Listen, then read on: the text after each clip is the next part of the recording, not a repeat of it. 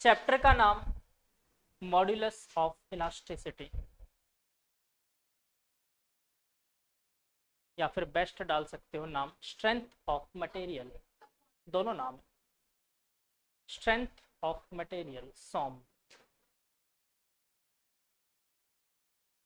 या फिर इसको मैकेनिक्स ऑफ सॉलिड भी कहते हैं, that is moss, modulus of elasticity, material, बस स्ट्रेंथ ऑफ मटेरियल दे दो तुम लोग, ठीक है। इसमें अपन एक्चुअली में इसको एक और नाम देते हैं मैकेनिक्स ऑफ सॉलिड। इसमें सॉलिड के बारे में पढ़ेंगे हम लोग, सॉलिड का कैसा बिहेवियर होता है, ठीक है। चलो समझते हैं थोड़ा सा, ठीक है, कोशिश करते हैं शायद आप लोगों को समझ में आ जाए।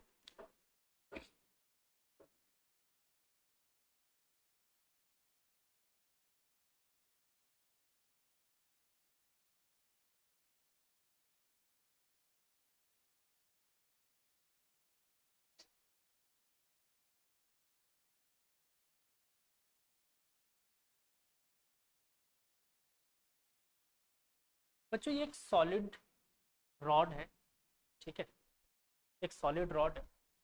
इस रॉड पे मैंने इधर की तरफ एक फोर्स लगाया एफ, तो उसकी वजह से क्या होगा, ऊपर की सरफेस मैंने फिक्स कर रखी है इसके, क्या होगा इस पे इफेक्ट, कोई इफेक्ट नहीं होगा, एक्चुअली में होगा इफेक्ट। अगर मैं इसको काफी फोर्स से खींचूं तो ये एक्चुअली में कुछ इसके लेंथ में इलोंगेशन आ जाएगा, ऐसा होगा कि नहीं होगा।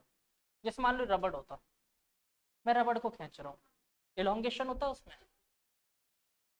अभी रुक जाओ अभी रुक जाओ, सब चीजें होंगी, इलोंगेशन होगा उसमें।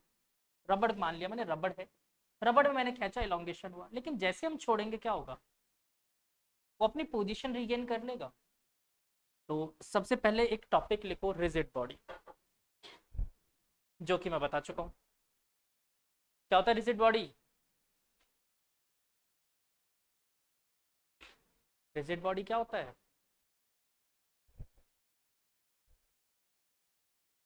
इंटरमोलिकुलर डिस्टेंसेस कभी चेंज नहीं होती है ना, तो वो तो रिजिड बॉडी होता है, जिसपे कितना भी फोर्स लगाओ उसके इंटरमोलिकुलर डिस्टेंसेस कभी चेंज नहीं होंगे, दैट इज रिजिड बॉडी।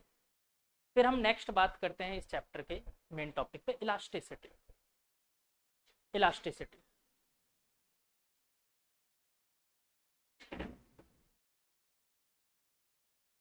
लिखो, इलास्टिसिटी, रिजिड बॉडी की डेफिनेशन लिखवाने की जरूरत नहीं, रोटेशन में लिखवा चुका हूं मैं, ठीक है। Elasticity,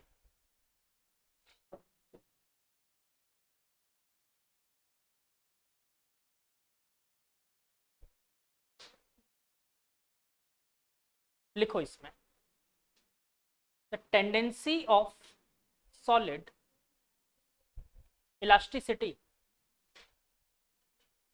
tendency of body to regain to regain to regain its original position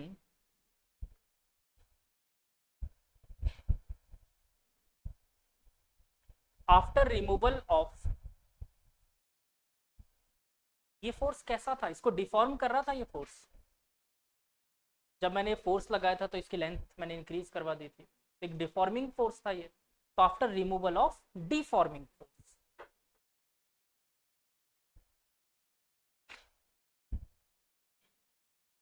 deforming force, external force बोलना अच्छी बात नहीं है, क्योंकि एक्सटर्नल फोर्स तो मैंने थोड़ा सा फोर्स लगाया वो भी था, लेकिन उसकी वजह से ये बॉडी डिफॉर्म थोड़ी हुई थी। मतलब मैंने एक एक ऐसा अमाउंट का फोर्स लगाया जिसकी वजह से बॉडी डिफॉर्म हो गई थी, ठीक है ना। तो डिफॉर्म होने के बाद वापस उसने अपनी पोजीशन रीगेन की, क्लियर।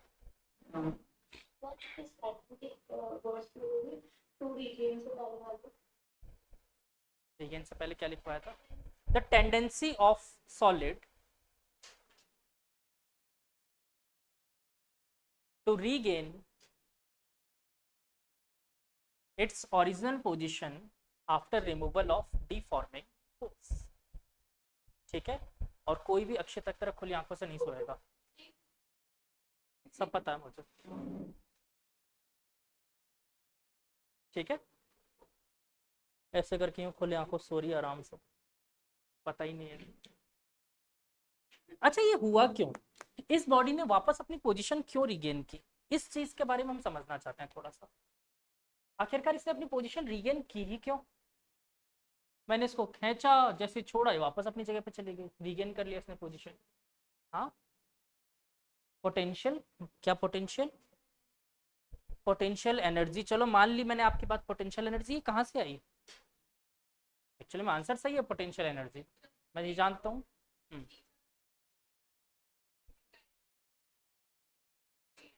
अब काइनेटिक एनर्जी नहीं है। एक्चुअली में देखो यहाँ पर एक पोटेंशियल एनर्जी, बिल्कुल सही बात है, और वो पोटेंशियल एनर्जी इसके मॉलिक्यूल्स के बिटवीन है। देखो, क्या दुनिया में कोई भी एलिमेंट बिना एटम या मॉलिक्यूल के बना सकते, नहीं बना सकते। तो अब ये सॉलिड में ये एटम्स अरेंज कैसे रहते हैं, अगर मुझे ये पता चल जाए उनका अरेंजमेंट। हाँ, तो इनको अरेंजमेंट अगर मैं समझ गया ना इनका, तो मुझे काफी कुछ समझ में आ जाएगा ये एक्चुअली में ऐसा बिहेव क्यों कर रहे थे। तो देखो, एक्चुअली में सॉलिड में ना एटम्स कुछ ऐसे प्रेजेंट होते हैं।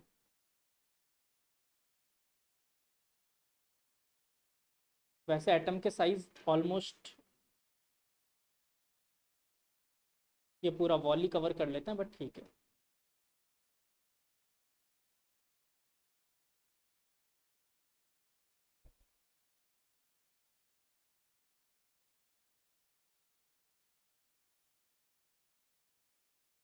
और ऐसे ही बच्चों इनफाइनाइटली क्यूब बनाते जाते हैं अगल बगल में। ठीक है, और देखो जैसे मान लो ये एक NaCl का मॉलिक्यूल होता, मैं फिलहाल NaCl की बात करता हूँ। तो एक Na, फिर ये भी Cl, ये भी Cl, ये भी Cl, आप बोलोगे सर Na तो एक ही Cl से बॉन्ड करता है, लेकिन हिसाब से देखो तो यहाँ पर ये वाले Cl को देखें तो इधर भी सोडियम, इसके पीछे भी सोडियम, इसके नीचे भी सोडियम, एट अ टाइम एक से ही कर रहा होता है बॉन्डिंग। ठीक है, तो ये तो इनकी स्ट्रक्चर होती है, इसे मल्टीपल क्यूब्स बनते जाएंगे बनते जाएंगे बनते जाएंगे, और एक दो क्यूब नहीं होता, इसे लैटिस बोलते हैं। वैसे आप लोगों के केमिस्ट्री में एक टर्म भी आएगा, लैटिस एनर्जी। ठीक है, थर्मो चालू हो गया क्या। हाँ, तो वो लैटिस इसी को बोलते हैं, लैटिस में स्टेबल रहने की एनर्जी। एक्चुअली में अब वो चीज़ आप समझ नहीं पाओगे क्योंकि वो चैप्टर आपके हट चुका है। मैं इसको समझा देता हूँ थोड़ा सा। लैटिस कहते हैं बेटा इसे, क्रिस्टल लैटिस। और इसमें प्रेजेंट रहने के लिए हर एक एटम की एक एनर्जी होती है। अब देखो ये एनर्जी आई कहाँ से, क्या है एनर्जी, समझो। मान लो मैं दो एलिमेंट्स को पकड़ के बाहर निकालता हूँ और दिखाता हूँ आपको क्या होता है। ये पहला एटम जिसमें ये पॉजिटिव चार्ज और ये इलेक्ट्रॉन पेयर इसमें घूम रहे होंगे, और ऐसे ही यहाँ पर ये दूसरा एटम है, पॉजिटिव चार्ज और इलेक्ट्रॉन पेयर यहाँ घूम रहे होंगे। क्या आपको ऐसा नहीं लगता कि ये पॉजिटिव चार्ज इसके इलेक्ट्रॉन पेयर पे एक अट्रैक्शन फोर्स लगा रहा होगा, आया ना। और ये वाला पॉजिटिव चार्ज इस पे फोर्स लगा रहा होगा, तो ये दोनों चाह रहे होंगे कि पास आ जाए, कोशिश यही होगी।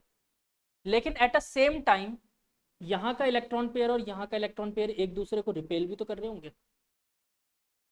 तो ये हाँ, क्योंकि इसमें देखो दोनों फोर्स लग रहा है, एक तो अट्रैक्शन और एक रिपल्शन, इन न्यूक्लियस के बीच में भी रिपल्शन होगा। तो ये एक पोजीशन पे लॉक हो गए, ना तो ये पास आ सकते हैं, पास आएंगे तो इलेक्ट्रॉन पेयर दूर धकेल देंगे, और दूर जाएंगे तो अट्रैक्शन फोर्स वापस अपनी पोजीशन पे ले आएगा। तो मतलब इसको अगर मैं कंप्रेस करूं तो भी ये क्या करेगा, वापस मीन पोजीशन पे आ जाएगा, और अगर मैंने इसको इलोंगेट किया तो वापस मीन पोजीशन पे आ जाएगा। बोलो ये बात क्लियर हुई कि नहीं। अच्छा, कब जाके ये अपने मीन पोजीशन पे वापस नहीं आएगा, अगर मैंने बहुत ज्यादा फोर्स लगा दिया टूट जाएगा, होता है ऐसा। यही चीज यहाँ भी होगी। देखो, एक कंडीशन के बाद आपने इतना फोर्स लगा दिया कि इनके बीच में वापस अट्रैक्शन फोर्स लग ही नहीं पाया, तो क्या हो गए, टूट गए। ठीक है, उसे कहते हैं अपन फ्रैक्चर होना। ठीक है, बोलो ये टॉपिक क्लियर हुआ कि नहीं हुआ, अच्छे से क्लियर हो रहा है। अगर ये रिदम आपके समझ में आ गया ना तो ये चैप्टर पूरा क्लियर हो जाएगा, कहीं कोई डाउट नहीं आएगा। ठीक है, मैं फिर से एक बार और आप लोगों को बता दूं, अब से जो अपन चैप्टर पढ़ने वाले हैं, इलास्टिसिटी वाला, फिर फ्लूइड मैकेनिक्स और फिर थर्मोडायनेमिक्स, इनका पिछले चैप्टर से कोई खास लिंक नहीं है। थोड़ा बहुत एनएलएम का आइडिया होना चाहिए बस, ना इन चैप्टर्स को वेक्टर चाहिए कुछ खास, मतलब थोड़ा बहुत चाहिए होगा, खास नहीं। हाँ हाँ,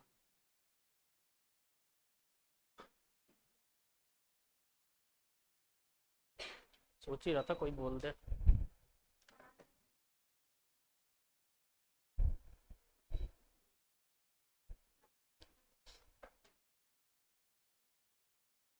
और फिर आप लोगों के चक्कर में तरुश्री बीमार हो जाएगी।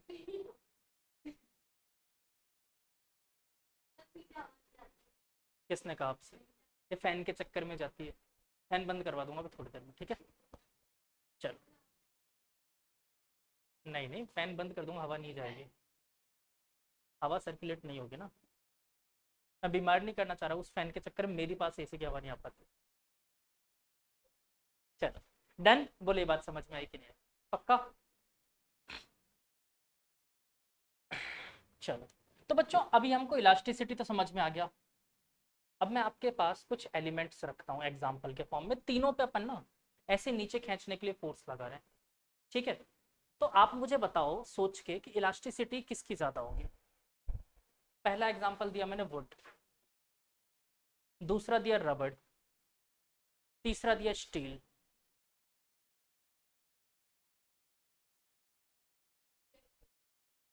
आप लोगों ने कहा रबड़, फिर स्टील, फिर वुड, सबका यही ओपिनियन है? तो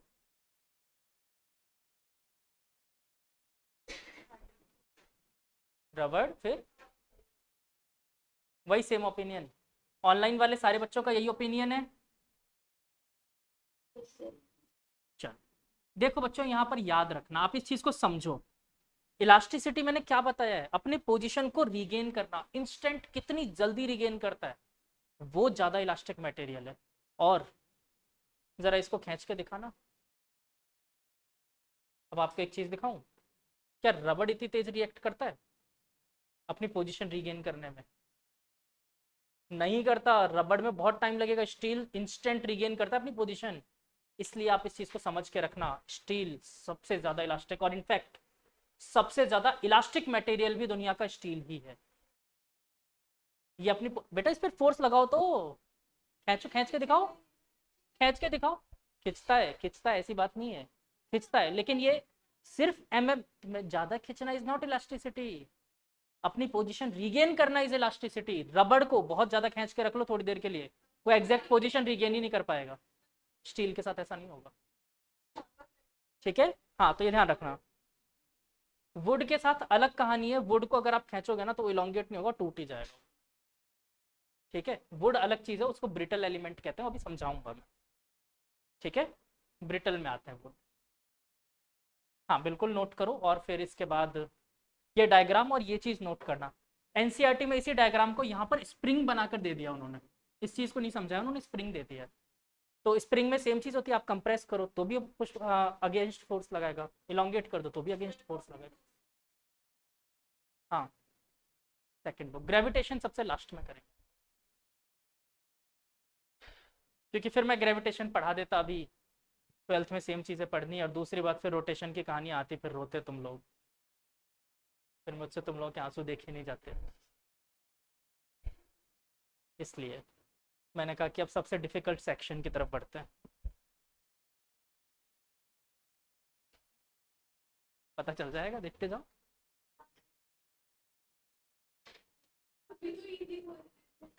पता चल जाएगा।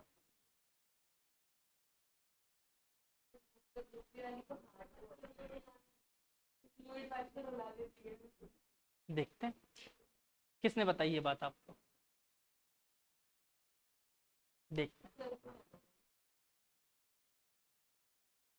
पता चल जाएगा आपको भी।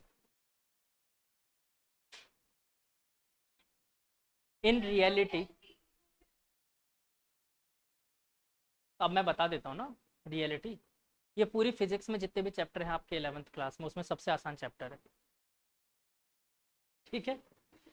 दूसरी बात, चैप्टर आगे आने वाला एक भी चैप्टर टफ नहीं है। प्रॉब्लम क्या होती है, रोटेशन के बाद बच्चे होप छोड़ देते हैं फिजिक्स से, ठीक है?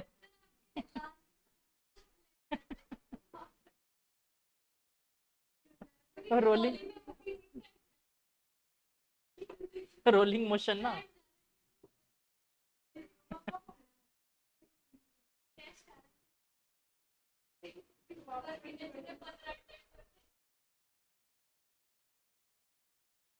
बॉटल अभी खाली करके देता हूँ।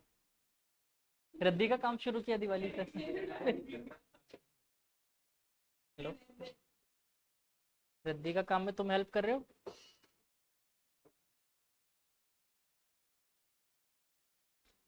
चलो ये कहानी क्लियर, नोट कर लिया, ठीक है। देखो फ्लूइड मैकेनिक्स समझ में पूरा आएगा, महीने भर चलेगा वो चैप्टर, ठीक है, लेंदी चैप्टर भी है।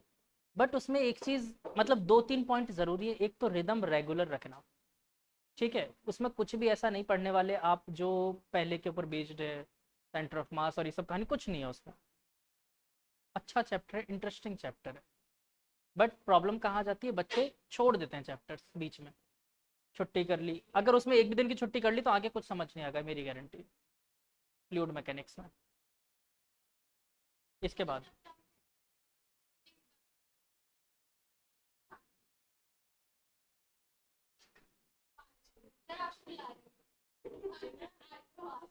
बताऊंगा,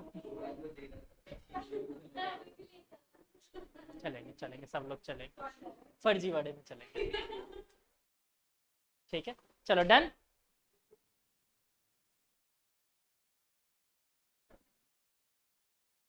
बच्चों के साथ ऐसा ऐसा होता फर्जीवाड़ों में। एक बार अक्षिता गई एक फर्जीवाड़े में,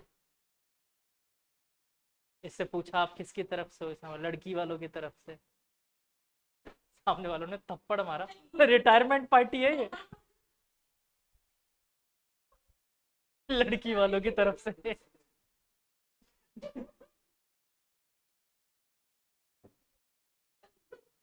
चलो, मेरी एक्चुअली में कभी हिम्मत नहीं पड़ी फर्जीवाड़े में जाने की, सही बताऊं तो कोशिश मैंने बहुत बार करी लेकिन हिम्मत नहीं हुई। लगता है अजीब थोड़ा सा कि नहीं, जैसे कॉलेज टाइम पे होता है ना स्टूडेंट, तब बड़ा मन करता है। इनफैक्ट मेरे सारे दोस्त लोग गए थे पर मैं नहीं गया, मेरा मन नहीं माना कि यार फालतू में बर्तन धोते अच्छा नहीं लगूंगा। अगर पकड़ में आ गया तो बर्तन धुलवाना ही पड़ेगा। नहीं नहीं, फिर भी बर्तन धोते हुए इतना सारा अच्छा थोड़ी लगता। चलो, तो हिम्मत हुई नहीं। और एक बार गलती से फर्जीवाड़े में जरूर चले गए थे, वो गलती से चले गए थे, एक दोस्त की शादी में गए थे, गलत गार्डन में चले गए। सब लोग मस्त खा पी के फ्री हो गए और सोच रहे हैं यार ये उसके जैसा लग क्यों नहीं रहा। तो दूसरा दोस्त बोल रहा है अरे आज वो मेकअप वेकअप पोत के आया इसलिए थोड़ा सा हेल्दी लग रहा है। अरे मेकअप मुंह पे पोतेगा, हाथ पैर पे थोड़ी पोतेगा। लास्ट में वहां पर पहुंचे तो देखे यार तो कोई और लग रहा है, ये तो वह ही नहीं। फिर हमने दूसरे दोस्त को फोन किया, कहाँ है, तो फिर पता चला कि ये बगल में इधर है गार्डन। और एक बार ऐसा ही दूसरा गलत गार्डन में घुस गया था, उसमें तो और भी अलग काम हो गया। उसमें जैसे ही घुसा मैं, अंदर उस सिलेंडर में आग लग गई। सारे लोग भाग के बाहर आ रहे, तो मैं भी भाग के आया बाहर, सिलेंडर में आग लग गई थी। फिर मैंने पापा मेरे को फ़ोन किया, आप लोग कहाँ हो। नहीं नहीं नहीं, वो कंट्रोल हो गया, वो तो रखते हैं फायर एक्सटिंग्विशर वगैरह। पापा मेरे को फ़ोन किया, आप लोग बाहर नहीं आए। बोले क्या हुआ। तो मैंने बोला ऐसा आग लग गई है। तो कहाँ। फिर उन्होंने बताया तू ही गलत जगह पहुंच गया।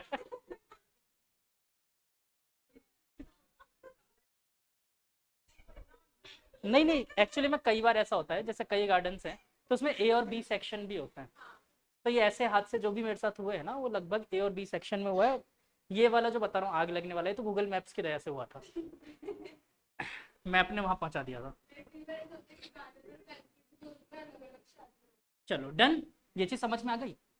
अब थोड़ा सा अपन ना यहाँ पर डीप समझना शुरू करते हैं।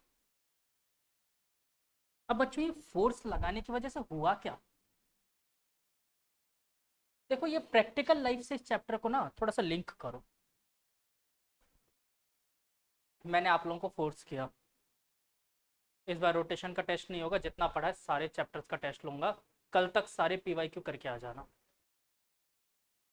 अगर मैंने ये बोला तो क्या होगा, और अगर नहीं करके आए तो फिर मेरा स्केल, परेशान हो जाओगे, स्ट्रेस हो जाएगा बहुत ज्यादा।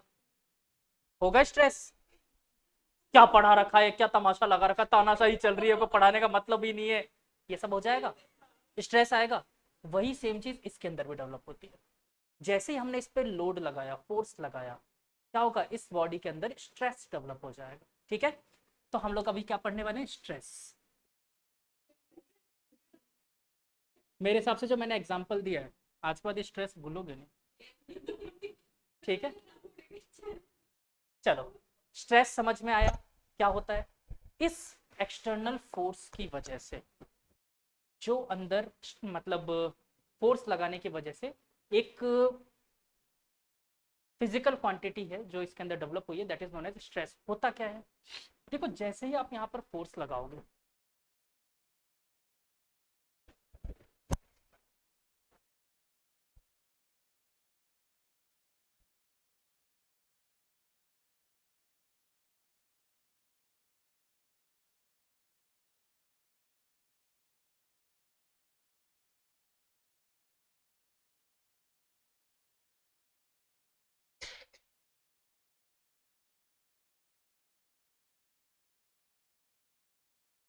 ठीक है। तो बच्चों ये स्ट्रेस एक्चुअली में देखो अलग अलग टाइप के फोर्सेस पे डिपेंड करता है। पहले तो देखो क्या हुआ, जैसे मैंने इस पे फोर्स लगाया तो क्या स्ट्रेस इस फोर्स ने डेवलप किया? नहीं, इसके अंदर एक रिस्टोरिंग फोर्स डेवलप हो गया था। ध्यान से देखो, एक रिस्टोरिंग फोर्स एटम्स के अंदर आ गया था ना, एटम्स के अंदर एक रिस्टोरिंग फोर्स आ गया था। मैंने जैसे इस फोर्स को हटाया, वो फोर्स तो एप्लीकेबल था, उसने क्या किया, इसको तुरंत अपनी पोजीशन रिगेन करवाई। तो इस फोर्स को क्या नाम दिया मैंने? F restoring, restoring force. समझ आई बात? तो देखो, अगर मैंने इस बॉडी को, पहले तो पहला नाम लिखते हैं अपन लॉन्गिट्यूडनल स्ट्रेस।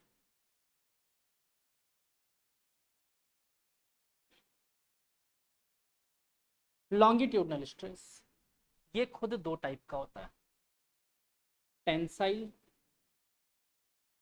और सेकंड कंप्रेसिव। टेंसाइल स्ट्रेस और कंप्रेसिव स्ट्रेस। टेंसाइल मतलब देखो, टेंसाइल का मतलब टेंशन से कुछ समझ में आ रहा है? जब मैं इस बॉडी को ऐसे खींचूंगा तो क्या इसके अंदर टेंशन डेवलप होगा? टेंशन डेवलप होने की वजह से जो स्ट्रेस आया उसे क्या नाम दिया? Tensile stress. मतलब कि इसको डिनोट करते हैं बच्चों स्ट्रेस को सिग्मा से। Sigma is equal to F restoring per unit area. पूरे एरिया पर डिस्ट्रीब्यूट हुआ था ना, तो restoring force per unit area. जरूरी नहीं है ये दोनों हमेशा बराबर हो, ऑलमोस्ट बराबर होते हैं, पर हमेशा बराबर होना जरूरी नहीं है। कुछ केसेस में ऐसे बना सकता हूँ जहां पर ये दोनों बराबर ना हो। ठीक है, आई बात समझ में? क्लियर है ये पॉइंट? ऐसे बच्चों कंप्रेसिव स्ट्रेस क्या होगा, ये भी फॉर्मूला सेम बनेगा, लेकिन दोनों में डिफरेंस क्या है? देखो ये कंप्रेस करने की वजह से स्ट्रेस आया और ये खींचने की वजह से स्ट्रेस आया। बात समझ आई? मतलब फोर्स अगर मैं ऐसे लगा रहा होता इस पे तो कंप्रेस हो रहा होता, जिसकी वजह से स्ट्रेस आया, और ये इलांगेशन पे। अच्छा, अब आपको ना थोड़ा सा एक गजब की चीज अगर आप लोगों ने कभी देखी होगी तो आज फील करवाता हूं। ठीक है, क्या घर की बिल्डिंग्स बनते हुए देखिए कभी, जब वो छत पे वो स्टील बिछाते हैं, बीम बिछाते हैं ना, अरे वो स्टील लोहा जो भी बोलते हो, छत पे पहले छत डाल कंक्रीट डालने से पहले बिछाते हैं। देखा है कभी वो बिछाए हुए? कभी नहीं देखा? नहीं नहीं नहीं नहीं, पहले स्टील बिछाया जाता है, फिर उसके ऊपर कंक्रीट बाद में डाला जाता है, फिर उसको फ्लैट करते हैं प्लेट चलाकर। हाँ, हाँ तो स्ट्रक्चर बनाते हैं उसमें स्टील बिछाया जाता है ना पहले। अरे बेवकूफ, ऐसे ऐसे करके रॉड्स नहीं बिछाए जाते, ऐसे करके, ऐसे करके बिछाया जाता है पूरा। कभी जिंदगी में यही नहीं देखा? तो ऐसे बिछाया जाता है बच्चों इस रॉड को। अब जरा समझो इन दोनों में डिफरेंस होता है थोड़ा सा, वो डिफरेंस प्रैक्टिकल का है, थियोरेटिकल कोई डिफरेंस नहीं। कुछ एलिमेंट्स ऐसे होते हैं ये प्रैक्टिकली मिलते हैं हमें, ये ऐसा नहीं है कि मैं कुछ भी बना लूंगा, जिनकी टेंसाइल स्ट्रेस बहुत ज़्यादा होती है। स्ट्रेंथ में एक बात की बात करूं, टेंसाइल स्ट्रेंथ बहुत ज़्यादा होती है, जैसे कि मैंने स्टील का एग्जांपल दिया। कुछ एलिमेंट ऐसे होते हैं जो कंप्रेसिव स्ट्रेंथ बहुत ज़्यादा होती है, जैसे डायमंड, कितना भी कंप्रेस कर लो कुछ नहीं होने वाला उसको, कंप्रेशन में कुछ नहीं होगा उसका। लेकिन जैसे कांच, ग्लास, ग्लास जो होता है उसको कितना भी कंप्रेस कर लो कुछ नहीं कर पाओगे आप। अगर एक ग्लास की प्लेट है उसको फ्लैट जमीन पे मैं रख दूं, हाथी उछलवा लो कुछ नहीं होगा। हाँ, कांच को कुछ नहीं हो सकता, बट वो फ्लैट जमीन पे रखा होना चाहिए। कंप्रेस उसे कितना ही कर लो, एक ईंट बनाया था अपन कांच की, उस पर किसी को खड़ा कर लो आप, कुछ नहीं कर सकता, वो कुछ नहीं होगा उसका कांच का। लेकिन वही लेकिन वही उसको खींच के देखें एक बार, टूट जाएगा तुरंत। तो जरूरी नहीं है जो कंप्रेसिव लोड में बहुत तगड़ा हो वो टेंशन लोड में भी अच्छा हो। आ रही है बात समझ में? ये मैं कुछ एक्स्ट्रा टॉपिक्स बता रहा हूँ आपको, ये सिलेबस में नहीं है, बस समझने के लिए बता रहा हूँ। जैसे मान लो एक कांच का ग्लास है और एक स्टील का ग्लास है, दोनों में अब आप समझ चुके हो टेंसाइल स्ट्रेंथ स्टील वाले की ज़्यादा है, कंप्रेसिव कांच वाले की ज़्यादा है। दोनों को एक साथ गिराते हैं, क्या होगा? कांच वाले के तिनका तिनका बिखर जाएगा, स्टील वाले का नहीं बिखरेगा। जिनका ऐसे बिखर जाता है ना टूटकर, उन्हें कहते हैं ब्रिटल एलिमेंट। ब्रिटल एलिमेंट जो बिखर जाते हैं, और जो नहीं बिखरते, जिन्होंने अपनी पोजीशन रिगेन कर ली थी, उन्हें कहते हैं डक्टाइल एलिमेंट। तो आप लोगों ने 10th में पढ़ा था डक्टिलिटी और ब्रिटिलिटी, बस पिट जाओगे। वो मीलेबल होता है, वो वो मीलेबिलिटी होता है। आप लोगों को अगर जो बताया गया ये सही नहीं है। डक्टिलिटी का रियलिटी मतलब होता है जो अपनी पोजीशन रीगेन कर लेते हैं वापस, वो डक्टाइल एलिमेंट। जो कंप्रेसिव लोड में तो बहुत तगड़े हो लेकिन टूट जाते, लेकिन वो टूट जाएंगे। उनको अगर मैं तोड़ूंगा, जैसे ब्रिक होता है, ईंट, सोचो पूरी बिल्डिंग का वजन उठा के रखते हैं ब्रिक्स, लेकिन दो लोग मिलकर ऐसे खींच लो, टूट जाएगा वो। जो बना रहा होता है ना बिल्डिंग, मजदूर, ऐसे उस पर वो मारता है और तोड़ देता है उसको, ठीक है? वो टेंसाइल लोड नहीं सह सकते। ठीक, बोलो समझ में आया कि नहीं आया? इसी वजह से जब बीम बिछाई जाती है ना घर की, अगर किसी ने कभी देखा हो, तुम लोगों में से किसी ने देखा है, तो आप लोगों ने नोटिस किया होगा जब दो दीवारों के बीच में बीम बिछाई जाती है तो उसे बिल्कुल नीचे की तरफ रखते हैं ऐसे, लेकिन जब बालकनी में बिछाते हैं तो इसको ऐसे उठा देते हैं ऊपर की तरफ। नोटिस किया कभी? नहीं, इसको ऊपर उठा देते हैं ऐसे, क्यों?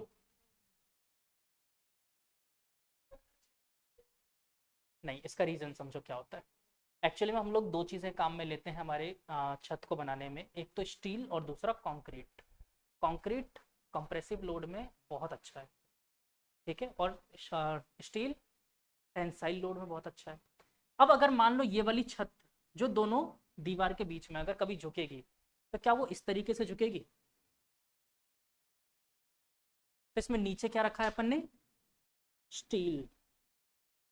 नीचे स्टील रखा है, सोचो इसका क्या होगा? एक्सटेंशन हो रहा है ना, तो ये इसमें सबसे आगे है कि भाई मैं एक्सटेंशन होने नहीं दूंगा, स्टील। ऊपर क्या रखा मैंने? कंक्रीट, ये कंप्रेस नहीं होगा। ऊपर वाला कंप्रेस होता ना, नीचे वाला इलोंगेट होता, इसलिए हम लोगों ने क्या किया, स्टील को नीचे रख दिया और ऊपर कंक्रीट रख दिया। आई बात समझ में? लेकिन बालकनी में अगर कभी नोटिस करो तो बालकनी कभी भी झुकेगी तो ऐसे झुकेगी, तो इसलिए अपन ने ऊपर क्या रखा इसमें? स्टील। स्टील देखो यही तो खींच रहा है इस बार, ये खींचने नहीं देगा। नीचे जो रहेगा वो क्या है? कंक्रीट, ये कंप्रेस नहीं होगा, इसलिए जानबूझ के ऐसा किया गया था। और आपके घर में अगर समझदारी से आप लोगों ने इसको उल्टा कर दिया, ऐसे लकड़ी हटाई, छत धमाके से नीचे, ठीक है? हाँ, ठीक है। तो किसी से बदला लेना हो तो उसको बोलना ये स्टील ऊपर रखवा, ऐसे क्या जमीन जमीन पर टच करवा दिया, ठीक है? ठीक है, बोलो समझ गए नहीं समझे? तो थोड़ा सा प्रैक्टिकल आइडिया दिया मैंने आपको। चलें आगे, बोलो लॉन्गिट्यूडनल स्ट्रेस समझ में आया? पक्का? अब चलते हैं अगला शेयर स्ट्रेस पे, नहीं शेयर पे नहीं, पहले वॉल्यूमेट्रिक स्ट्रेस। रुक जाओ, सब एक साथ नोट करवाएंगे। अगला सेकंड क्राइटेरिया हो गया बच्चों वॉल्यूमेट्रिक स्ट्रेस।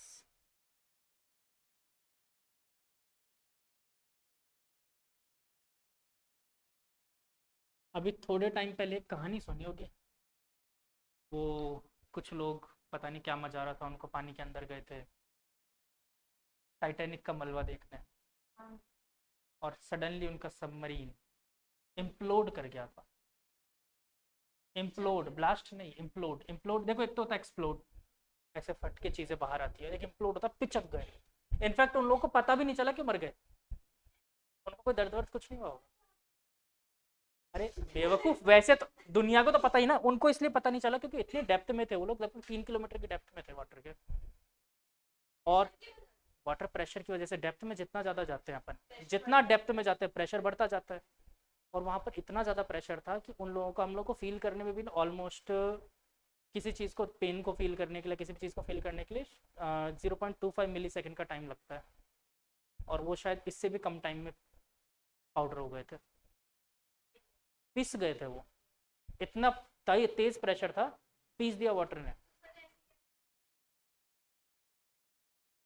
नहीं, वो सबमरीन कई बार जा चुकी थी, लेकिन लक, नेचर के आगे हर कोई नहीं चल सकता ना, नेचर के अगेंस्ट जाने की कोशिश कर रहे हो। नेचर ने आपको मना कर रखा है इतने नीचे नहीं जाना, बड़ी मजे आ रहे थे, जाओ। पीस दिया, पीस दिया, पता भी नहीं चला, दर्द का एहसास भी नहीं हुआ उन्हें, ये भी नहीं पता चला मर गए, सडनली चले गए, उन्हें कुछ भी आइडिया ही नहीं लगा। ठीक है, तो वॉल्यूमेट्रिक स्ट्रेस मतलब एक बात। अच्छा आप ये बताओ, आप लोगों में से कितने लोगों को स्विमिंग सीखी है कोरोना टाइम में ऑनलाइन? क्या ऑनलाइन स्विमिंग का कोर्स? सारे कोविड बैच के सर, ऑनलाइन स्विमिंग कोर्स सीखा है हमने। ठीक है, तो अगर स्विमिंग आप लोग जानते हो तो ये पता होगा कि पानी में जैसे जैसे नीचे जाओगे वैसे वैसे प्रेशर बढ़ेगा। ठीक है, आने लग गया फीवर? अच्छा, तो एक काम, तो बच्चों मेरे पास एक प्लास्टिक की बॉल या फिर आप मान लो बलून है एक, ठीक है, एक बलून है। इस बलून को मैं धीरे धीरे पानी के नीचे लेके जा रहा हूँ। जैसे जैसे नीचे लेके जाऊंगा ये बलून का साइज बढ़ता जाएगा। बलून मान लो, बलून है, बलून है, तो इसका साइज जैसे जैसे पानी में नीचे जाएंगे बढ़ता जाएगा। नहीं बढ़ेगा, क्या होगा? कम होगा। क्यों? क्योंकि देखो इस पे एक प्रेशर लग रहा है, जैसे जैसे नीचे जाते जा रहा है वाटर, इस कॉलम इस पे प्रेशर लगाते जा रहा है।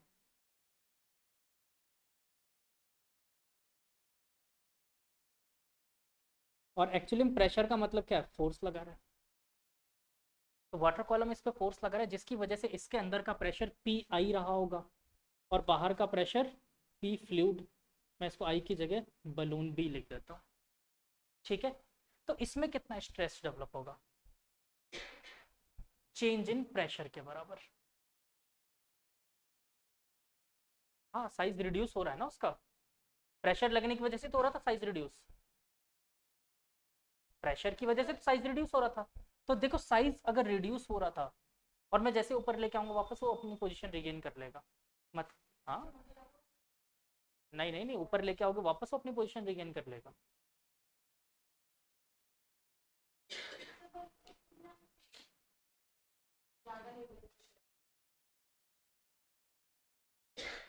तुम लोग पता नहीं क्यों साइंस ले ली, तुम लोगों ने क्यों लिया है साइंस?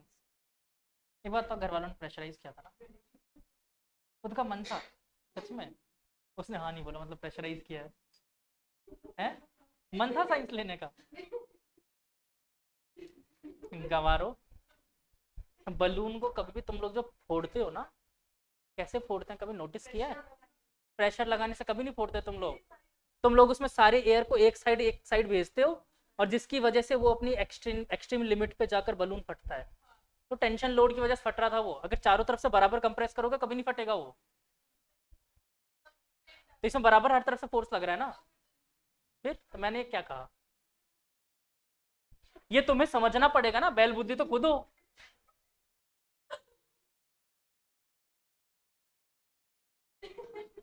चलो, तो यानी यहाँ पर हाँ वही कोविड बैच में स्विमिंग सीखे है ना,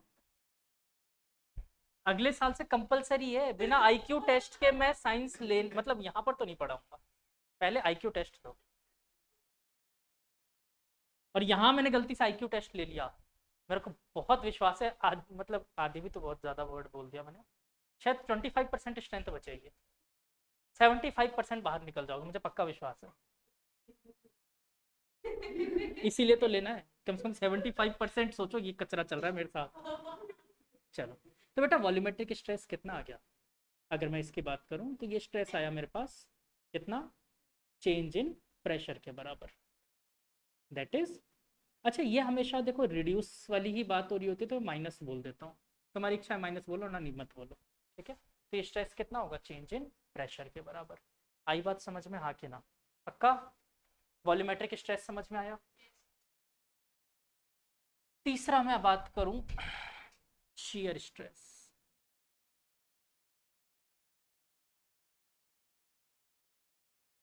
शियर स्ट्रेस ये क्या होता है?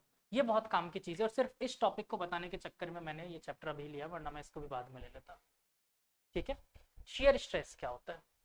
देखो अभी तक जब भी मैं फोर्स लगा रहा था वो फोर्स हमेशा परपेंडिकुलर टू द सरफेस था, उसमें भी यही चीज था, हर एक सरफेस के पॉइंट पर परपेंडिकुलर फोर्स लग रहा था। बट अगर मैं फोर्स को टेंजेंशियल लगाऊं तो मतलब इसमें ऐसे फोर्स लगाना चालू कर दूं तो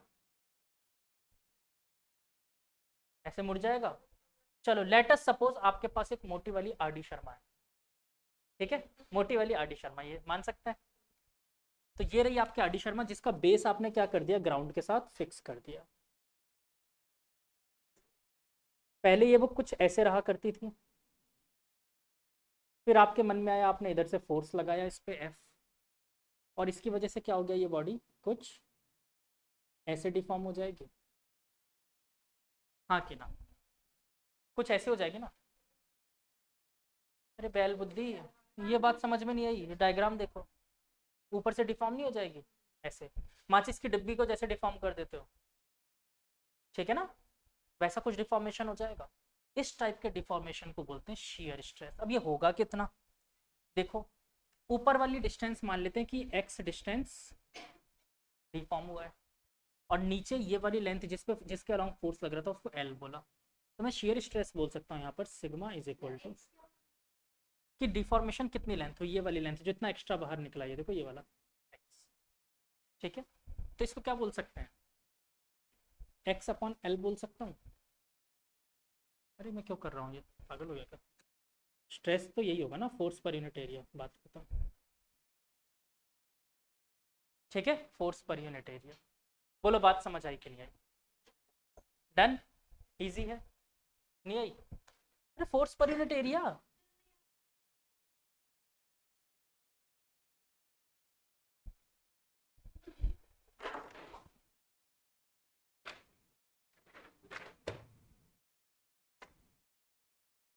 ये मोटी सी बुक दिख रही है, मैं इसको टेबल पे रख रहा हूँ, ठीक है, और मैं इस पे इधर की तरफ एक फोर्स लगा रहा हूँ, कुछ डिफॉर्मेशन दिख रहा है इसका?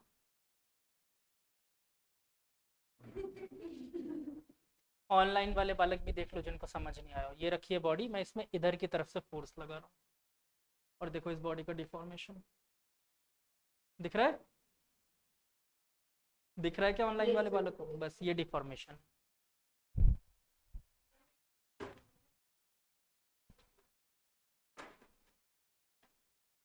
कितना खुश हो रही थी आज गौरांगी नहीं आई, है तो सही साक्षात अवतार। चल डन,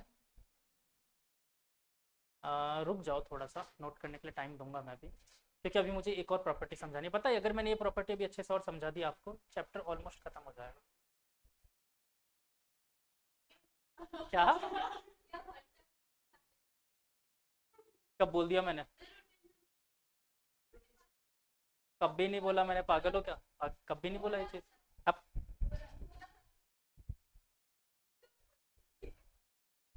ये क्या है, जहाँ से आती है ना तो उसके मतलब वैशाली नगर में हैंडलूम के आगे वो क्या है, कचरा बस्ती पड़ती है, पूरा कचरा बस्ती है ना उधर राइट साइड में, क्या बात कर रहे हो?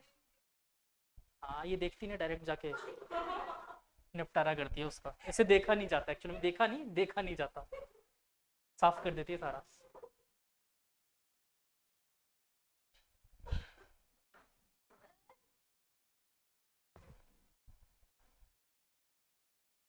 तो आज क्या है, इसको मिला नहीं शायद, तो दिमाग काम नहीं कर रहा है इसका। चलो अब बच्चों ये बताओ, अगर मैंने फोर्स लगाया है बॉडी पे, आपके सामने स्ट्रेस दिख रहा है, अगर मैंने आप लोगों को स्ट्रेस दिया उसकी वजह से क्या होगा, वही टेस्ट वाला स्ट्रेस मान लेते हैं, क्या होगा, फ्रस्ट्रेशन आएगा, वही फ्रस्ट्रेशन इसके अंदर भी आता है। मैं जो बोल रहा हूँ ना, ह्यूमन लाइफ से ही लिंक करो, वही फ्रस्ट्रेशन इसके अंदर भी आता है, और उस फ्रस्ट्रेशन को अपन लोग नाम से जानते हैं स्ट्रेन। स्ट्रेन, देखो ये कॉज की बात कर रहा हूं मैं, हमने जैसे फोर्स लगाया था क्या हुआ था, इसमें इलोंगेशन हुआ था। इलोंगेशन हुआ था मतलब चेंज इन डायमेंशन हुआ था। चेंज इन डायमेंशन कितना दिखा मुझे, अगर मैं इसकी बात करूं, देखो delta L by L, change in length divided by original length, एक रेशियो निकाला मैंने कि उसकी वजह से क्या इफेक्ट दिखा मुझे, तो change in length divided by total length, length में चेंज तो आया होगा। तो स्ट्रेन को एक्चुअली में मैं फिलहाल, ये मैंने एक वर्ड आपको समझाने के लिए लिखा है, इसको डिनोट करते हैं एप्सिलॉन से, और इस सबके लिए अब मैं स्ट्रेन निकालूंगा। ठीक है, ब्लू मार्कर से निकाल रहा हूँ सबके लिए स्ट्रेन। सबसे पहले टेंसाइल स्ट्रेन, ये क्या होगा, जो अभी अभी देखा है अपन ने, delta L by L. Compressive strain, ये भी होगा डेल्टा एल बाई एल, लेकिन इसमें डेल्टा एल हमेशा कैसा मिलेगा मुझे, नेगेटिव। कंप्रेस हो रहा था ना, फाइनल लेंथ तो कम मिलेगी, तो इसलिए हम लोग ये नेगेटिव मुझे मिलने ही वाला है, तो मैं पहले से ही माइनस लगा के चलता हूँ, लेकिन मुझे फाइनल आंसर क्या चाहिए, प्लस में। ठीक है, तो ये कैसा मिलेगा मुझे, माइनस। सेम इसमें किसके अलॉन्ग वो हुआ था, कंप्रेशन, वॉल्यूम चेंज हुआ था, तो मैं इसमें बोलता हूँ डेल्टा वी बाय वी। ध्यान से देखो तो इसमें भी क्या आ जाएगा, माइनस। ठीक है, इसमें माइनस आ जाएगा। और इस वाले में यहां पर स्ट्रेन थोड़ा सा काम का है, समझो ध्यान से, शेयर स्ट्रेन, ये क्या होगा, x अपॉन एल। चेंज किस में हुआ, x में, किसकी वजह से, l की वजह से, तो x बाय एल। ध्यान से देखो, जैसे जैसे l की वैल्यू बढ़ाऊंगा x भी बढ़ती जाएगी, होगा ऐसा, जैसे जैसे l बढ़ाऊंगा x बढ़ता जाएगा, मतलब ये कांस्टेंट पैरामीटर नहीं मिला मुझे। एक काम करते हैं ना, मैं ये वाला एंगल ही कैलकुलेट कर लेता हूँ, थीटा। तो क्या मैं बोल सकता हूँ ये टेन थीटा होगा, base perpendicular upon base tan theta. तो जैसे कि आर डी शर्मा थी, मैंने आपके सामने दिखाया था, मैंने थोड़ा सा फोर्स लगाया, 1 किलोमीटर का डिफॉर्मेशन हो गया था, हुआ था ना के बराबर डिफॉर्मेशन हुआ था, ना के बराबर। और मेटल में अगर मैं बात करूँ तो और बिल्कुल ना के बराबर होगा, तो मतलब ये थीटा बिल्कुल कम मिलेगा मुझे, लगभग टेंस टू बी जीरो के आसपास। ऐसे सिचुएशन में हम लोग लिख सकते हैं tan theta is equal to theta. If theta is very very less then tan theta is approximately equal to theta. ठीक है, तो मैं यहाँ पर स्ट्रेस क्या बोल सकता हूँ, डायरेक्टली थीटा।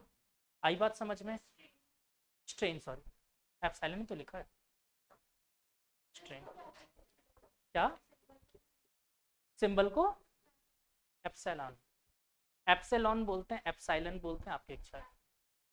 हाँ, एप्सिलॉन बोल दो मेरी तरफ से, मैं तो एप्सिलॉन ही बोलता हूँ हमेशा, वैसे बोलते हैं एप्सिलॉन है, मैं एप्सिलॉन बोलता हूँ। अभी भी मत लिखो, मैं चैप्टर खत्म करने पर हूँ। ठीक है, एक बार चैप्टर, अभी पता चल जाएगा। ये चैप्टर मैंने कहा ना सबसे आसान चैप्टर है, लेकिन सबसे ज्यादा आंसू तुम लोगों के इसी में आएंगे। नहीं, क्या, हाँ, उससे भी ज्यादा आंसू आएंगे, बताता हूँ क्यों, क्योंकि इसमें इसमें आएगी कैलकुलेशन, और भर भर के कैलकुलेशन आएगी, ऐसे गंदे गंदे गंदे गंदे वाली कैलकुलेशन, रूट ऑफ 3.2, ऐसे ऐसे कैलकुलेशन। ठीक है, कैलकुलेटर यूज करके बताना क्या, तो निकालना पड़ेगा, सॉल्व करना पड़ेगा।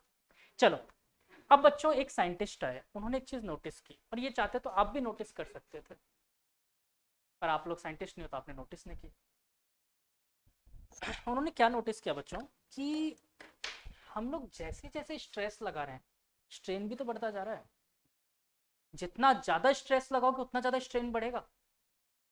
तो उन्होंने एक बात बोली कि अरे यार, मुझे यहाँ पर एक लफड़ा दिख रहा है, वो लफड़ा ये है कि stress is directly proportional to strain.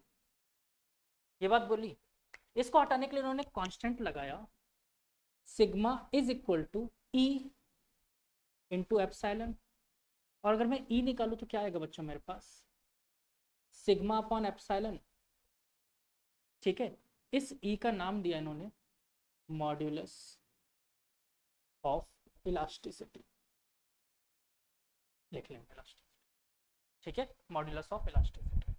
ठीक, कोई दिक्कत है इस बात में, अभी रुक जाओ रुक जाओ रुक जाओ, जल्दीबाजी नहीं। अच्छा, सिग्मा की यूनिट क्या थी स्ट्रेस की, देखो force upon area that is Newton पर मीटर स्क्वायर, यही हुआ करता था। एप्सिलॉन की क्या थी, स्ट्रेन की यूनिट ही नहीं थी, यूनिट लेस थी, length upon length, volume upon volume, इसकी कोई डायमेंशन ही नहीं थी। यहां पर आते हैं, ये मॉड्यूलस ऑफ इलास्टिसिटी क्या है, थोड़ा सा टेंथ का पार्ट याद करो।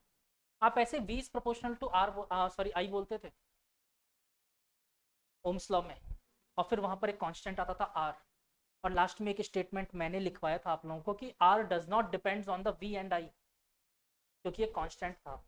वैसे ही यहाँ पर E भी, मॉड्यूलस ऑफ इलास्टिसिटी भी, ना तो स्ट्रेस पे डिपेंड करता है ना स्ट्रेन पे, ये किस पे डिपेंड करता है, प्रॉपर्टी ऑफ मटेरियल पे। ठीक है, ये हम प्रैक्टिकली निकाल सकते हैं, ये प्रॉपर्टी ऑफ मटेरियल पे डिपेंड करता है।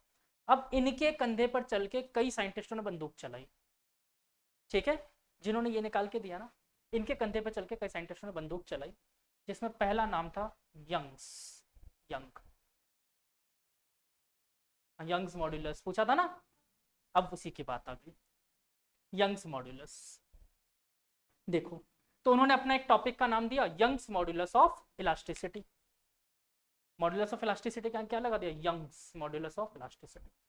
तो इस ई की जगह कांस्टेंट चेंज कर दिया उन्होंने वाई, इधर देखो इस ई की जगह कांस्टेंट चेंज कर दिया वाई, ठीक है, और बेटा वाई तो उन्होंने लॉन्गिट्यूडनल स्ट्रेस के लिए निकाला था, तो इसी का स्ट्रेस और इसी का स्ट्रेन ले लेंगे, तो बस इनका फॉर्मूला बन गया। स्ट्रेस कितना था देखो, फोर्स रिस्टोरिंग पर unit area divided by epsilon, तो क्या था बच्चों, डेल्टा एल बाय, ऊपर चल जाएगा एल, तो ये फॉर्मूला बन गया यंग्स मॉड्यूलस का। यंग्स मॉड्यूलस ऑफ इलास्टिसिटी किसके लिए काम आई, लॉन्गिट्यूडनल के लिए। तो मैं फर्स्ट नंबर डाल दूं इसमें, ये फर्स्ट ही था ना, सेकंड ये फर्स्ट था 1, ये 2 और ये 3, ठीक है, 3 टॉपिक पढ़े थे अपन। दूसरे पे आते हैं, सेकंड नंबर पे। सेकंड नंबर के लिए बच्चों बोला गया बल्क मॉड्यूलस ऑफ इलास्टिसिटी, ठीक है, बल्क मॉड्यूलस ऑफ इलास्टिसिटी, इसको बुल्क मत पढ़, ठीक है, बल्क है ये, बल्क मॉड्यूलस ऑफ इलास्टिसिटी, हाँ बुल्क, बल्क मॉड्यूलस ऑफ, ठीक है,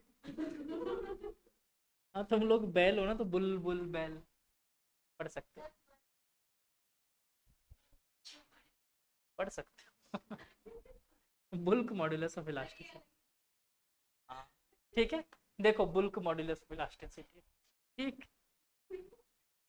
तो बल्क मॉड्यूलस में बच्चों क्या आ जाएगा, उसका स्ट्रेस कितना है डेल्टा पी, और उसका स्ट्रेन कितना है डेल्टा वी बाय, ये हो गया बल्क मॉड्यूलस ऑफ इलास्टिसिटी।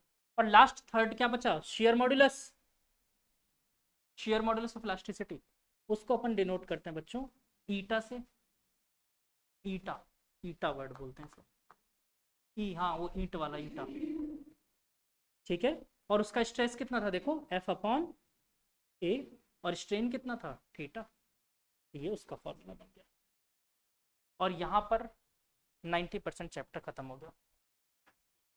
अब आप लोग लिख सकते हो, सबसे पहले स्ट्रेस की डेफिनेशन लिखना चाहते हो, लिखवा दूं,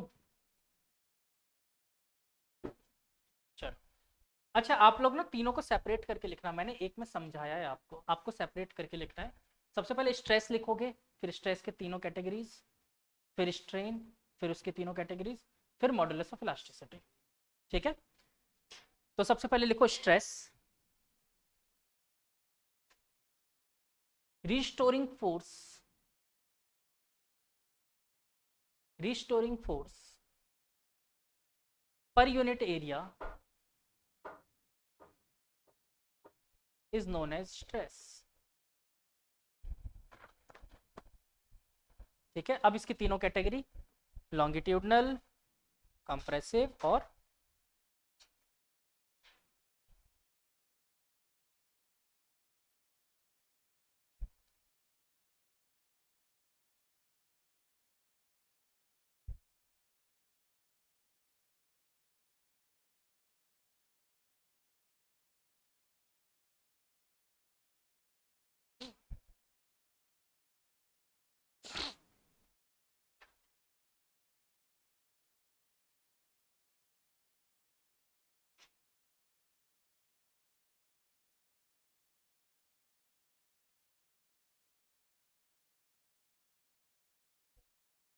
सिग्मा।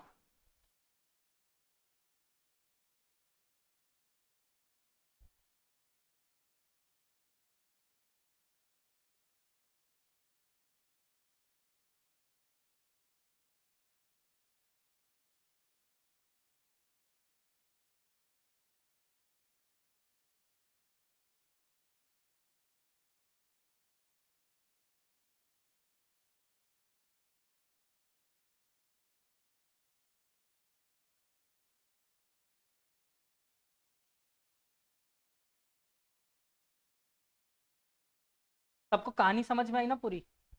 ये चैप्टर खत्म।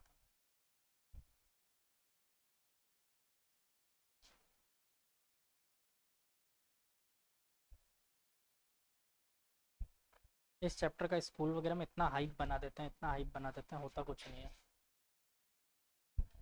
क्या? हाँ, आता ये रोटेशन के बाद है तो बच्चे वैसे घबराए रहते हैं।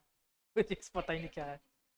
हाँ, अभी तो फर्स्ट बुक ही झेल ली हमने, अभी ये सेकंड बुक पता नहीं क्या आएगी। ग्रेविटेशन के बाद पढ़ते हैं बच्चे, हालत ख़राब रहती है।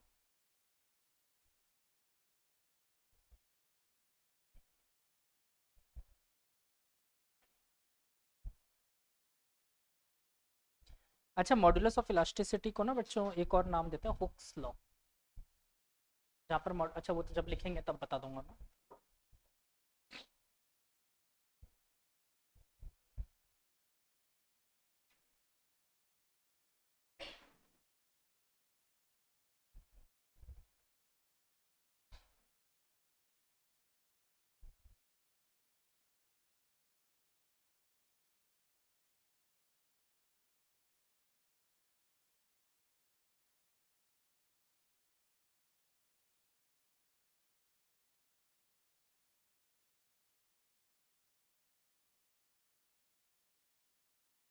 अच्छा, वैसे इसके अलावा भी बहुत सारे होते हैं स्ट्रेस स्ट्रेन, बट आपके सिलेबस में नहीं है, ठीक है।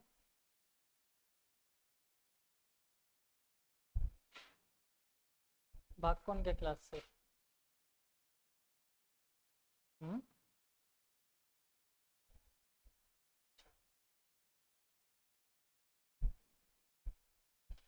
तारा सिंह, कैसे तैयारियां चल रही है?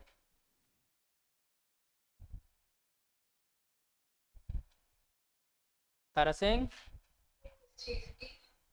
पढ़ाई की भी और छठ पूजा की भी। चलो, गुड। क्लास लगती है रेगुलर फिजिक्स की? चलो, बहुत अच्छी बात है।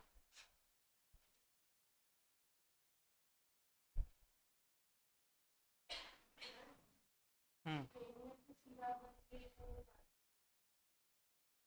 स्ट्रेन में लिखवाऊंगा ना, स्ट्रेस लिखने के बाद स्ट्रेन की डेफिनेशन नहीं लिखोगे? हाँ, तो पहले स्ट्रेस लिख लिया ना, अब स्ट्रेन लिख लो। अच्छा, अभी तक स्ट्रेस ही नहीं लिखा तुम लोगों ने?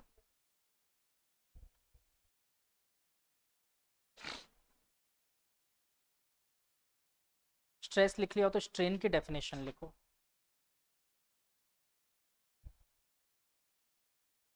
Change in dimension.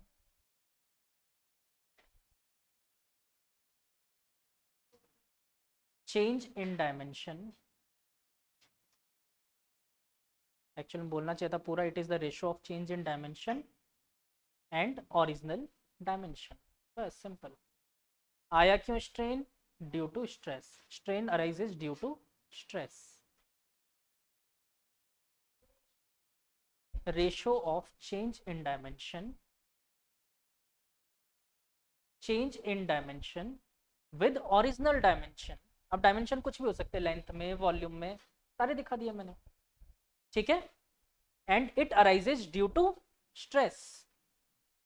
जैसे आप लोगों को भी रोज रोज डांट पड़े, मार पड़े, डीट हो जाओगे, कोई फर्क नहीं पड़ता, स्ट्रेन आ जाएगा ना। कोई स्ट्रेन आ गया इसमें, ठीक है।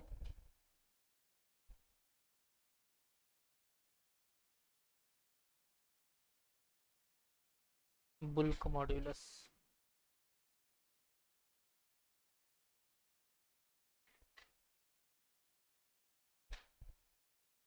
ऐसे तो चैप्टर आज ही खत्म हो जाएगा, नहीं रहने दो, 3 दिन खींचना इस चैप्टर को। इस वीक पूरा करवाएंगे ना। तुम क्वेश्चन प्रैक्टिस नहीं करोगे ना, जोर आएगा तुम लोग क्वेश्चन प्रैक्टिस में, मेरे सामने करवाऊंगा मैं क्वेश्चन प्रैक्टिस, तभी तो मज़ा आएगा। एक आध एग्जाम्पल तो आज ही करवा दूंगा, आइडिया लग जाए। क्या थ्योरी, इसमें दो टॉपिक और बचे हैं, पॉइजन्स रेशो, हाँ वही जहर, पॉइजन्स रेशो, और एक स्ट्रेस स्ट्रेन कर्व और एनर्जी इन द,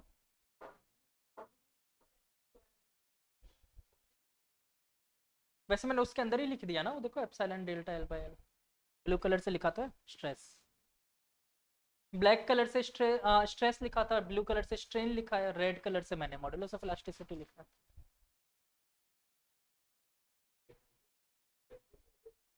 हाँ मॉडुलस ऑफ इलास्टिसिटी लिखवाएंगे अभी, पहले स्ट्रेन लिख लो फिर।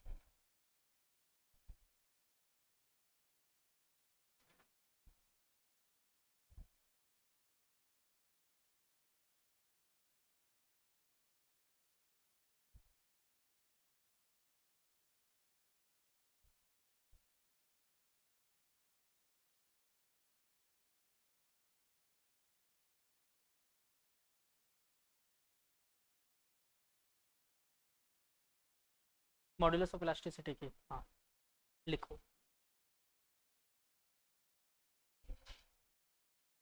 एक लाइन की डेफिनेशन, आगे लिखना शुरू कर दो, कोई बात नहीं।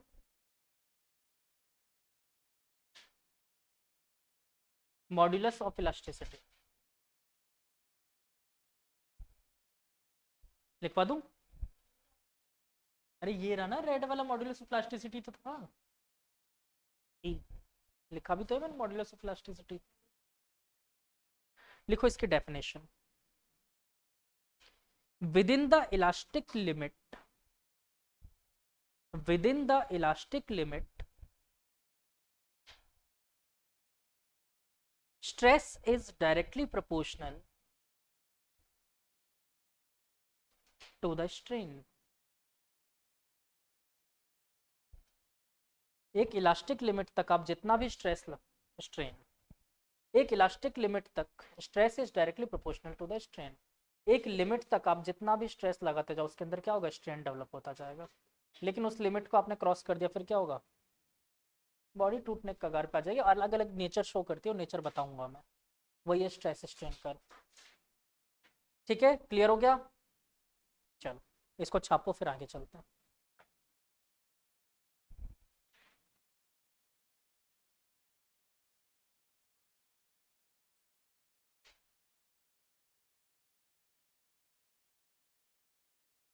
ईटा, वो आपकी इच्छा में है, आप जो कांस्टेंट यूज करना चाहो कर लो, क्या मना, कोई मना थोड़ी करता है।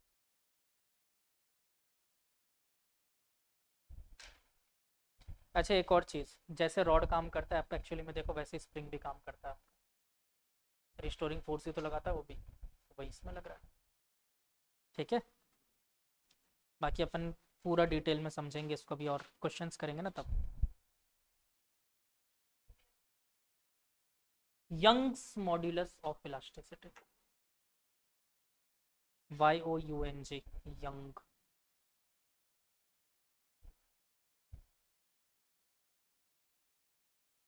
shear, shear modulus of elasticity,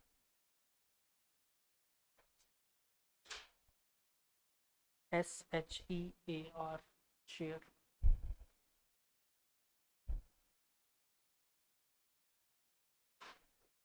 done, तीनों समझ में आ गए, यंग्स मॉड्यूलस, शेयर मॉड्यूलस और बुल्क मॉड्यूलस।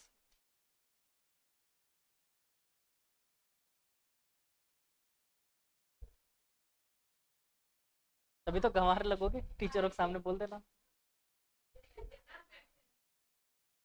हाँ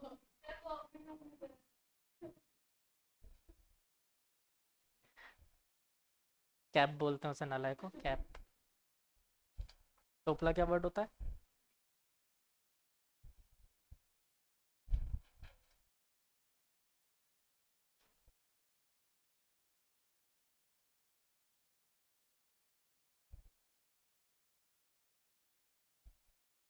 चलो पहले क्वेश्चन करना चाहोगे इसका या एक और टॉपिक बता दूं?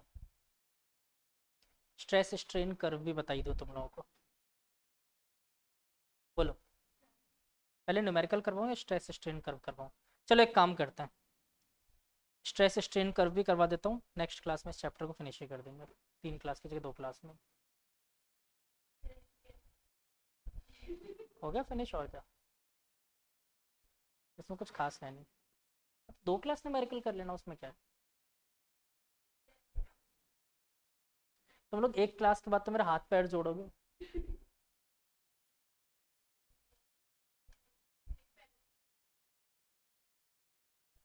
अच्छा एक टॉपिक लिखो, स्ट्रेस स्ट्रेन कर्व।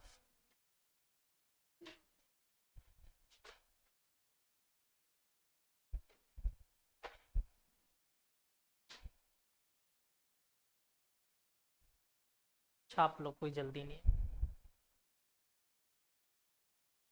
स्ट्रेस फिर स्ट्रेन फिर कर्व।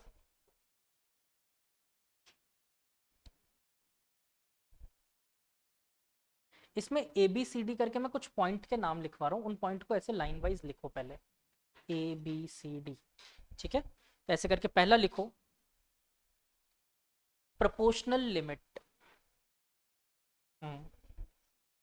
प्रोपोर्शनल लिमिट, ए पॉइंट को लिखो प्रोपोर्शनल लिमिट,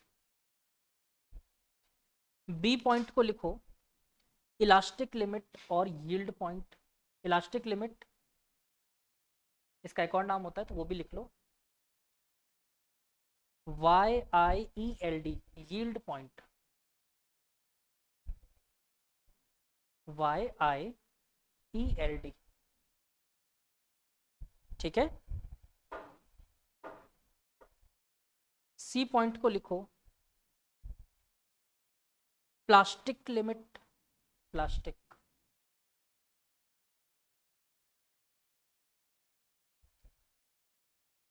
फिर डी पॉइंट को लिखो, गड़बड़ कर दिया मैंने लिखने में, क्या लिखा हुआ सही नहीं।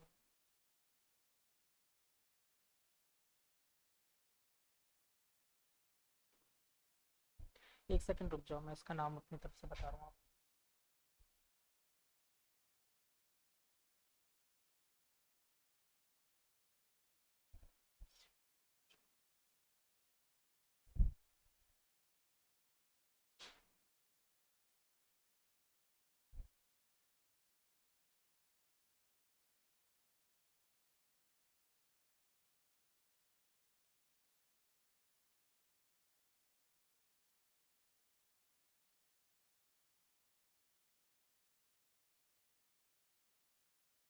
लिखो इसको आप, इस पॉइंट को लिख लो। हम्म, आप इस पॉइंट का मतलब डी बोल रहा हो ना, डी का नाम लिखो ब्रेकिंग लिमिट, ब्रेकिंग, हाँ ब्रेकिंग ब्रेकिंग, और इसके बाद ई पॉइंट लिख दो फ्रैक्चर पॉइंट, फ्रैक्चर फ्रैक्चर बोलते हैं, बोलते फ्रैक्चर ही है, होता फ्रैक्चर ही है, फ्रैक्चर बोलते फ्रैक्चर है, ए फ्रैक्चर पॉइंट होता है, बोलते फ्रैक्चर है इसको, वो हाथ पैर टूटना फ्रैक्चर होता है, इसमें फ्रैक्चर वर्ड यूज होता है, ठीक है। बोलने के लिए जैसे कि मैं आपको बताऊं, अगर आपके सामने मैंने ये लिखा है, क्या पढ़ोगे इसे? अरे मतलब 2 into 3 पढ़ोगे ना, मैथ्स में नहीं पढ़ते इसका मतलब, मैथ्स में 2 into 3 पढ़ते हैं, ठीक है, फिजिक्स में 2 into 3 नहीं पढ़ते, 2/3, 2/3, ये लेंथ का डायमेंशन है, ठीक है, 2/3, सुना ना वो ट्राइंगल 2/3, ट्राइंगल की लेंथ 2/3, एरिया कभी भी डिसाइड करते हो तो वो कहाँ आता है, 2/3 बोलते हैं, इसलिए बोलते हैं। तो जरूरी नहीं जो आप हमेशा से पढ़ते हैं वो ये सही हो, सुना आपने है 2/3, ऐसा नहीं है कि मैं मेरी तरफ से पहली बार जिंदगी में बता रहा हूँ, आप लोगों ने कई बार ये चीज़ सुनी होगी, थोड़ा सा है डिफरेंस। चलो क्लियर, अब इन पॉइंटों को समझते हैं कहानी क्या है।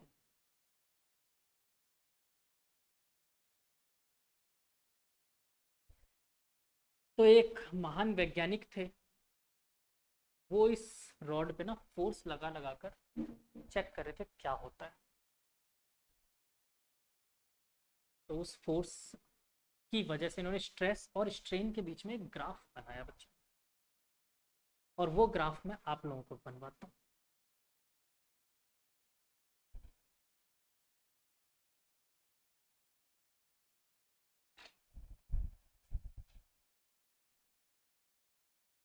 ये हमारा स्ट्रेस, ये हमारा स्ट्रेन।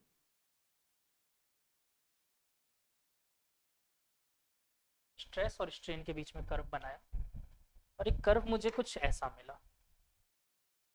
जैसे जैसे मैं स्ट्रेस बढ़ा रहा था वैसे वैसे क्या बढ़ रहा था बच्चों, स्ट्रेन।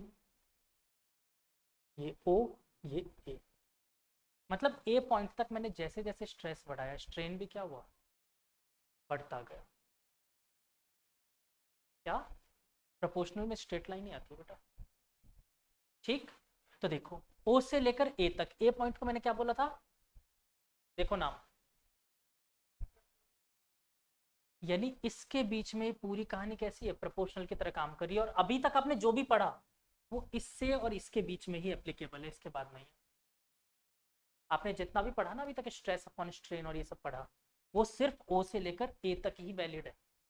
यहां तक अगर मान लो मैंने फोर्स हटा दिया वापस, तो फिर अपनी पोजीशन रिगेन कर लेगा, ठीक है। फिर अगला, अब ये अपनी प्रोपोर्शनलिटी खो देता है ए के बाद। अगर इससे भी ज्यादा आपने फोर्स लगाया तो अब इसकी प्रोपोर्शनलिटी खो जाएगी और ये कर्व कुछ ऐसा बनने लग जाएगा। आप थोड़ा सा ही स्ट्रेस बढ़ा रहे हो लेकिन देखो स्ट्रेन तेजी से बढ़ रहा है, ठीक है। तो ये पॉइंट होता है बी, यील्ड पॉइंट नाम दिया अपन ने इसको। हाँ, स्ट्रेन ज्यादा होने लग गया, अब थोड़ा सा फोर्स बढ़ा है स्ट्रेन ज्यादा होने लग गया। अच्छा ये चीज में टाइम कहीं मत लेके आना, क्योंकि ए के बाद जितनी भी चीजें हो रही है इन सब में टाइम ना के बराबर लगता है, ठीक है। टाइम को मत लेके आना, हम स्ट्रेस और स्ट्रेन के बीच में देख रहे हैं, ठीक। तो इसके बाद भी लेकिन अगर बी पे मैंने अभी भी छोड़ दिया इसको, तो फिर भी अपनी पोजीशन अभी भी शांति से रिगेन कर लेगा, ठीक है। अभी भी अपनी पोजीशन रिगेन तो कर लेगा, लेकिन बस लिमिट प्रोपोर्शनलिटी के बीच में खत्म हो गई थी। बात समझ आई कि नहीं आई। इसके बाद सी पॉइंट क्या था, प्लास्टिक लिमिट। इसके बाद भी अगर मैं स्ट्रेस बढ़ा रहा हूँ, स्ट्रेन बढ़ रहा है, थोड़ा थोड़ा सा स्ट्रेस बढ़ा रहा हूँ, थोड़ा थोड़ा सा स्ट्रेन बढ़ रहा है, एक्चुअली में ये पूरा पॉइंट ना कुछ ऐसा ही होता है, एक स्ट्रेट लाइन जैसा ही दिखता है मुझे, मतलब ऐसा दिखता है। ये बी पॉइंट हो गया, यहाँ पर हो गया सी पॉइंट।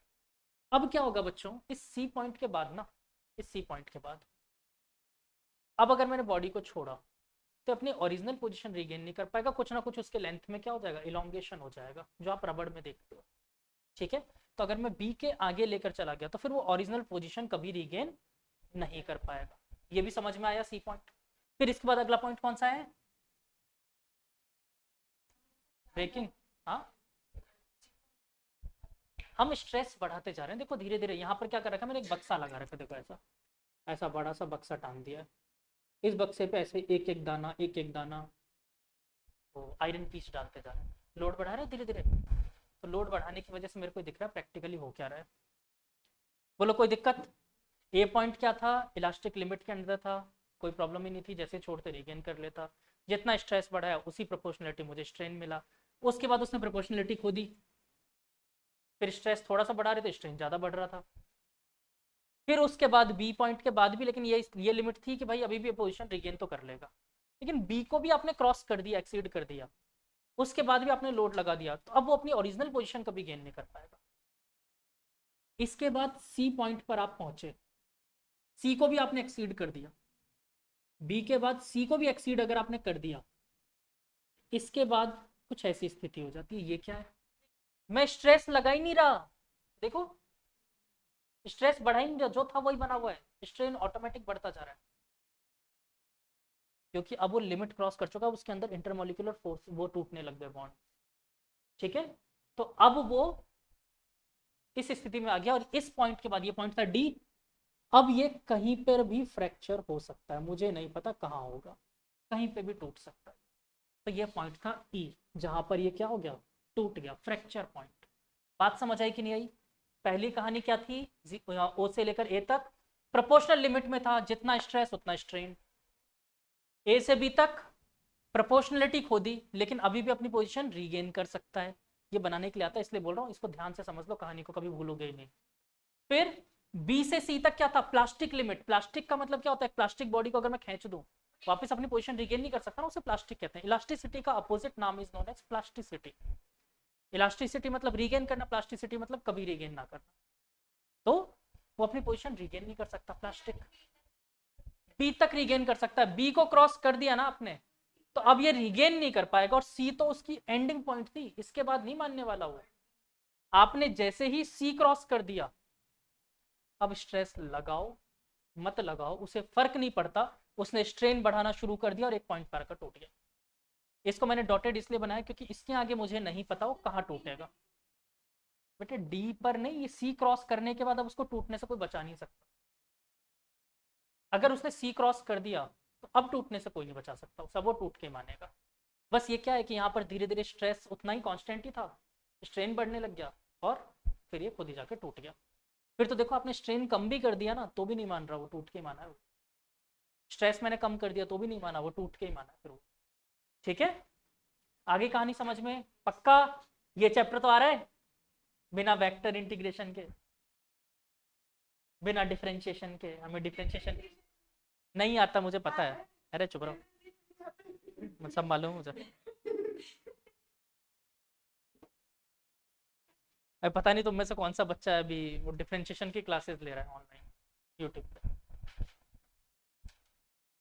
मेरे को देख के बड़ा अजीब लगा, डिफरेंशिएशन पढ़ रहे हैं अभी। अंजलि तुम ले रहे थे राशि? अब सोचो जिन बच्चों ने आज छुट्टी मारी उनका क्या होगा, चैप्टर खत्म हो गया।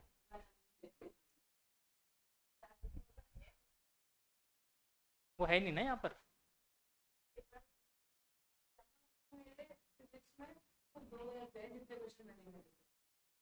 अच्छा, स्कूल में आपने किए भी तो 4 ही थे।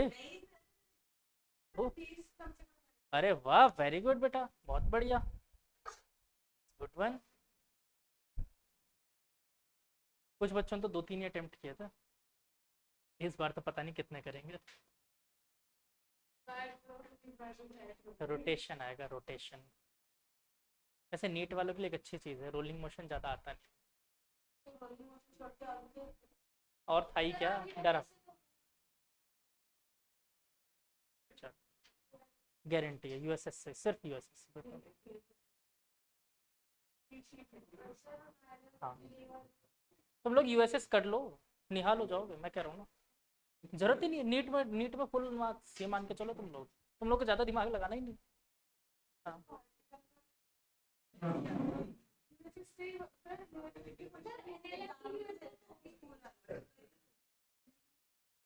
तो यूएसएस से उठाते हैं वो लोग क्वेश्चन, यूएसएस से। एक्चुअल में चैप्टर सारे होते हैं अच्छे से, अगर इंस्टेंट सेम टाइम पे आप लोग करो जब पढ़ के जाते हो। आप लोग क्या करते हो, आराम से बैठ के इंतजार करते हो कि टॉपिक खत्म हो जाए फिर देखेंगे, सर बोलेंगे तब करेंगे, करते रहो फिर तो चैप्टर निकल जाता है, टॉपिक खत्म हो जाता है।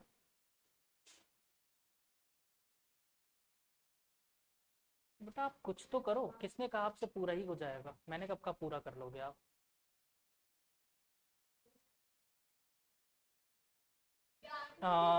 शील प्रभुपाद इस्कॉन के जो फाउंडर हैं, मतलब थे, शील प्रभुपाद। बेटा पूरे वर्ल्ड के 108 कंट्रीज में इस्कॉन मंदिर है, जिन्होंने इसको फाउंड किया है, फाउंडर।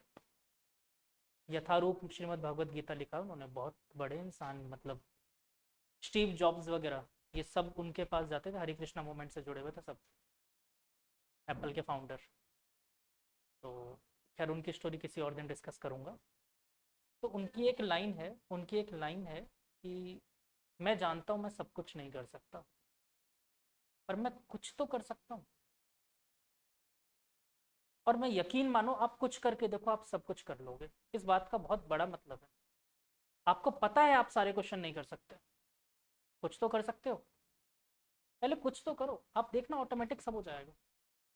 आप पहले ट्राई तो करो, कोशिश की जितना कर सकते हो उतना तो करो। नहीं होता 10 क्वेश्चन ही कर सकते हो, 10 का कुछ तो करो। जब करने की हैबिट में आओगे ना तब क्वेश्चंस करना शुरू करो।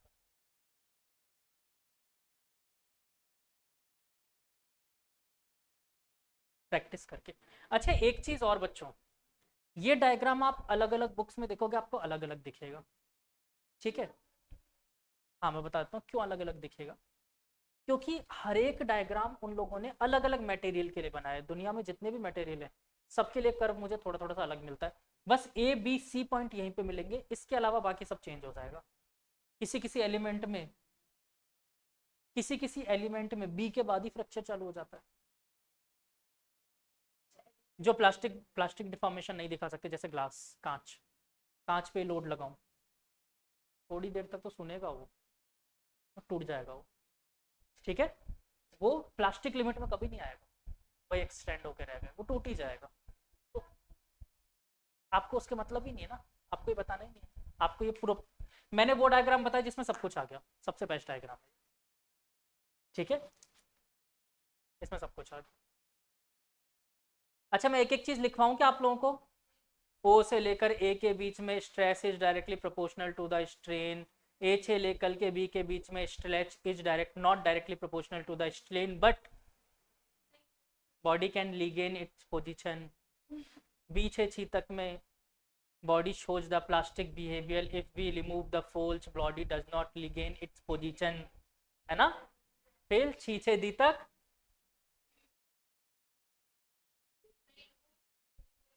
body we are not increasing the we are not increasing the strength but strain is already increasing and after that point the body will fluctuate, ठीक है। ब्रेक बोलना अच्छी बात नहीं, फ्रैक्चर बोलना अच्छी बात है। ब्रेक और फ्रैक्चर में क्या डिफरेंस है।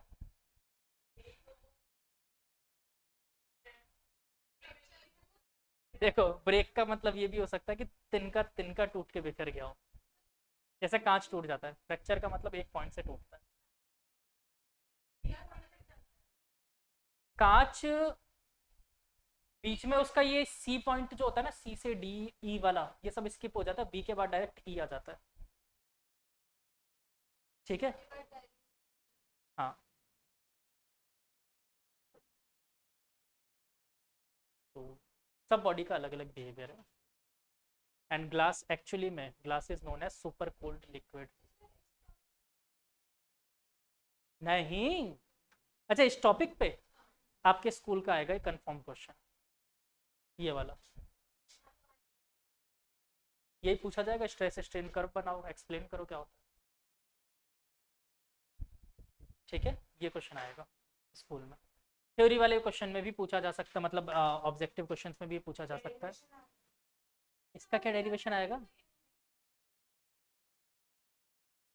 नहीं नहीं नहीं नहीं नहीं, वो पूछा जाएगा, वो आपसे ऐसे पूछ लेगा, ये बना कर दे देगा A B C, C point क्या है, ठीक है।